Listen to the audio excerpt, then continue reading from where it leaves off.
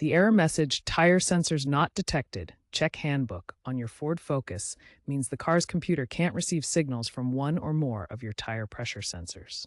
The Ford Focus uses direct TPMS, with sensors inside each tire sending pressure data via radio frequency to the car's computer. This error can occur due to low sensor battery, which typically lasts 5 to 10 years, faulty sensors, damaged by road hazards, or radio frequency interference from aftermarket wheels. Ignoring this error can lead to safety issues like blowouts and increased fuel consumption, so it's important to address it promptly. First, check your tire pressures and inflate them to the levels specified on the sticker inside your driver's side door. Then, try resetting the TPMS.